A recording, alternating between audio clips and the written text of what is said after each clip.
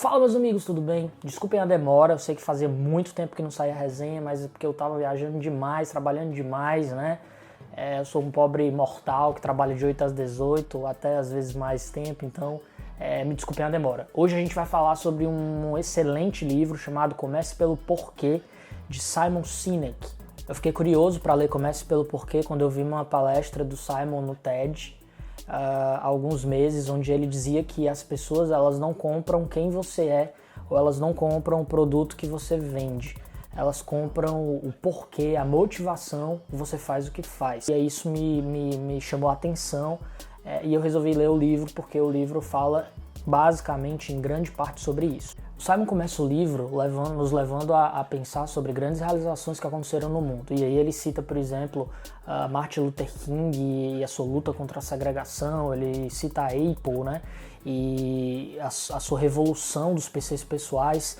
E ele linka esses grandes feitos, essas grandes viradas de chave, ao grande dom que pessoas, né, que líderes têm de influenciar, de fazer outras pessoas se sentirem inspiradas por eles. Basicamente, as empresas têm duas formas de fazer negócio. Ou elas fazem negócio manipulando, e aí quando a gente fala manipular, pode ser baixar um preço, pode ser criar medo, pode ser ter alguma tática ali para fechar um negócio com urgência, ou as empresas podem inspirar.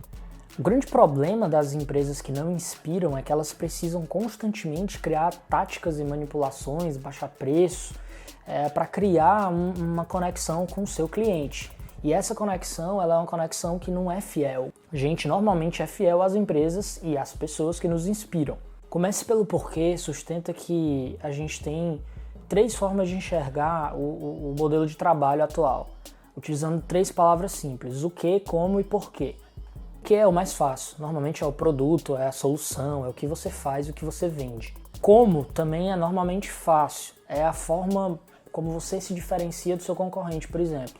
Então vamos supor que você vende um produto azul e o seu concorrente vende um produto vermelho. E aí o seu produto azul é melhor porque, sei lá, filtra menos raios de sol.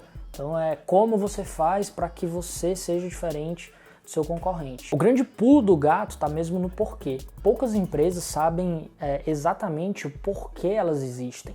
O porquê que os seus colaboradores, que os seus líderes acordam todos os dias cedo para fazer negócio. Ganhar dinheiro é consequência. Quando a empresa, né, ou quando as organizações, ou quando os líderes têm um propósito claro, as pessoas trabalham muito mais motivadas. Simon sustenta que as pessoas não compram o que ou como você faz, ou o que ou como sua empresa faz.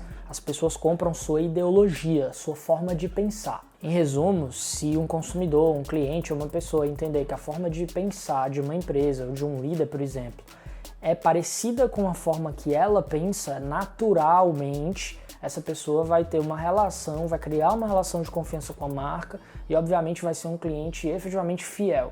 Se a gente pegar o caso da Apple, por exemplo, o propósito da Apple, né, é desafiar o status quo, né? Quer dizer, é ser um produto totalmente diferente, um produto que cria uma forma de trabalhar, de produtividade que ninguém antes pensou. Então, naturalmente, a Apple sempre foi uma marca, de uma certa forma, rebelde.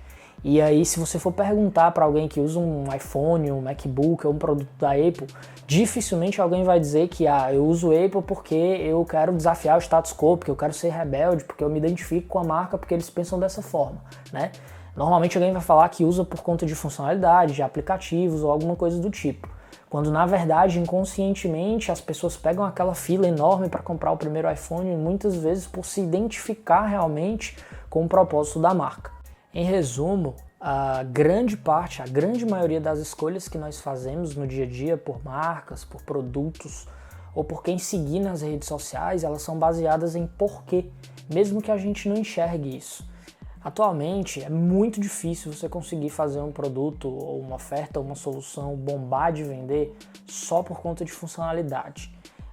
Um caso muito emblemático foi o caso do iPod, né? O iPod, na verdade, nunca foi o melhor MP3 player na época que ele foi lançado em questão de funcionalidade. Você tinha concorrentes que tinham um espaço de armazenamento maior, que tinham memória maior, que conseguiam armazenar mais músicas, enfim, que tinham diversas funcionalidades melhores.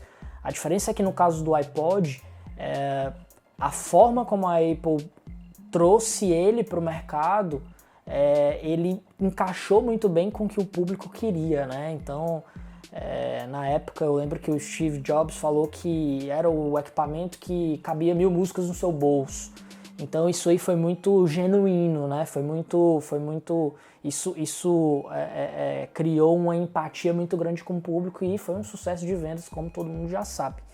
Então o Simon no livro Comece pelo Porquê sustenta muito isso, que cada vez mais a gente tem que trazer o propósito do porquê a gente faz o que faz para o ambiente de trabalho, para tudo que a gente vai falar, para as nossas formas de se expressar de uma maneira geral.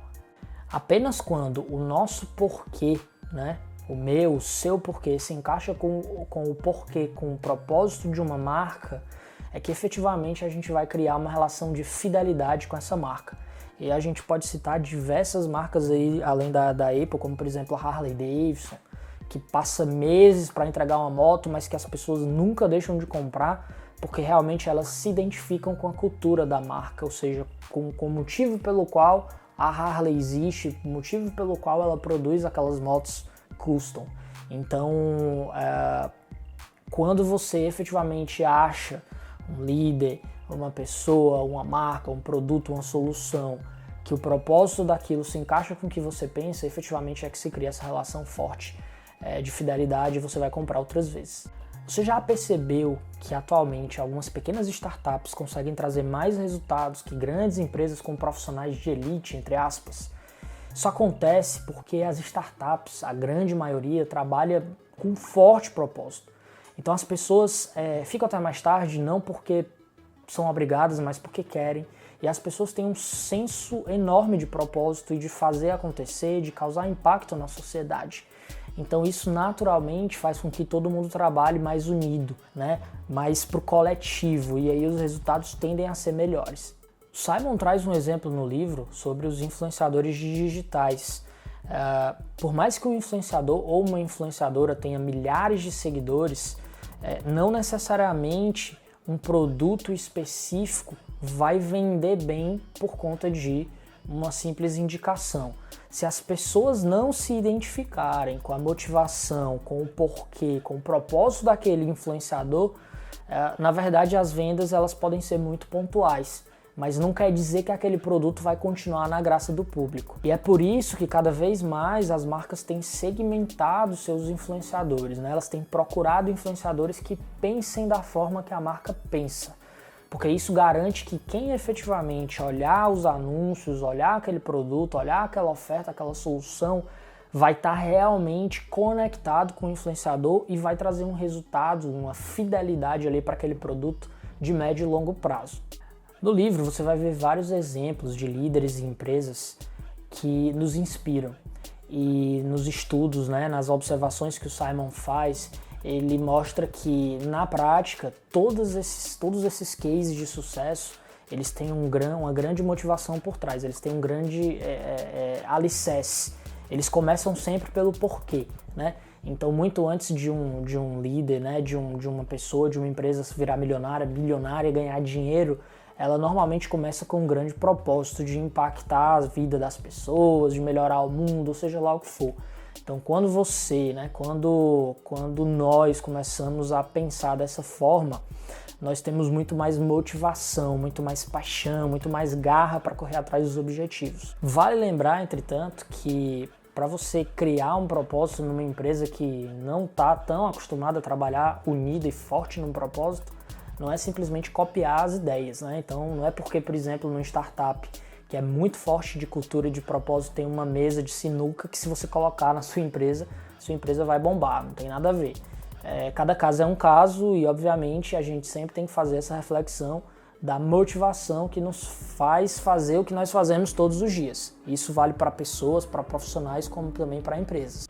O livro sugere, e eu concordo, que toda ação ou toda decisão que a gente tome sempre seja baseado no porquê. Resumidamente, antes da gente fazer qualquer coisa, qualquer ação, mudar de emprego, escolher um carro novo, uma casa nova, seja lá o que for, a gente se pergunte se aquela decisão está de acordo com o nosso porquê. Por que eu estou fazendo isso? O que eu quero para a minha vida? Qual é o meu propósito? Eu quero ajudar as pessoas, eu quero mudar a sociedade, eu quero melhorar a educação, enfim. Quando a gente tem uma missão clara, que vem antes de tudo, é muito mais fácil da gente tomar essas decisões e isso gera muito menos estresse pra gente e pros nossos interlocutores, pras nossas famílias e por aí vai. Muita gente acha que dinheiro é tudo, né? Que toda e qualquer decisão ela tem que ser baseada em dinheiro. Ah, vou mudar de emprego porque eu vou ganhar mais. Eu vou fazer um trabalho específico porque tende a me gerar mais dinheiro. Só que não é raro a gente ver pessoas que ganham muita grana entrando em depressão, se sentindo com vazio existencial. E isso acontece porque muitas vezes o dinheiro ele não traz um propósito por trás daquilo, né? As pessoas às vezes têm dinheiro, mas elas são vazias, elas não têm uma missão, elas não têm um objetivo maior por trás de tudo, né? Então o que o livro sugere também é que cada vez mais a gente tenha esse senso crítico de saber que muitas vezes o objetivo financeiro é basicamente uma consequência, que é muito mais importante a gente ter uma missão clara de vida, de trabalho, seja lá o que for, para que efetivamente a gente consiga se sentir mais feliz. Minha opinião sobre o livro é que comece pelo porquê te faz repensar muita coisa. Por que você está no seu trabalho atual? Será que faz sentido para você ainda estar no seu emprego? Será que você não entrou no modo automático, não se acomodou? Por que você faz o que você faz? Por que você está no emprego fazendo a mesma coisa todo dia, contando as horas para ir embora? Por que o seu sonho é empreender e você está no emprego de 8 às 18, ganhando pouco, porque você tem uma família para sustentar? Será que ficar no seu emprego atual vai te fazer ficar mais feliz? Por que, por exemplo, você queria ser piloto de avião, queria transportar as pessoas de um lugar para o outro, mas na verdade você está trabalhando com um escritório administrativo de uma multinacional no centro da cidade, levando 3 horas no trânsito? Esse tipo de questionamento o livro naturalmente nos faz fazer.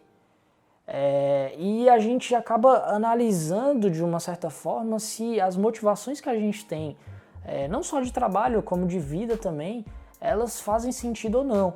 Então comece pelo porquê. Ele é um livro muito importante, né? É um dos livros mais importantes que eu já li, porque ele nos faz relembrar lá atrás as nossas principais motivações e repensar muita coisa. Às vezes você coloca a motivação financeira antes de tudo, mas quando na verdade, quando você consegue aquela grana que você tinha planejado, você vê que aquilo não preencheu o seu vazio existencial, por assim dizer.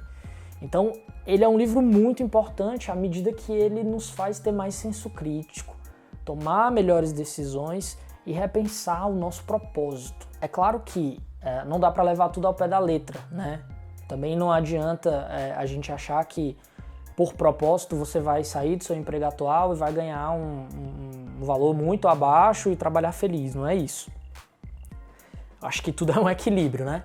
Então faz sentido sim o que o Simon diz. Eu acho que a gente tem que cada vez mais repensar nas motivações que a gente faz, o que faz, sempre olhar para o cenário macro, para o cenário de cima, entender as motivações, né? Pensar criticamente, mas obviamente não dá para levar tudo no pé da letra. Então se você ganha, sei lá, 20 mil reais, não é por conta desse livro que você vai migrar para uma empresa para ganhar 2 mil reais, porque você vai trabalhar com propósito e motivação. Então, é claro que existe o meio termo, existe ainda a realidade, existe você ter que colocar comida na mesa, existe as dificuldades no Brasil, existe muita coisa.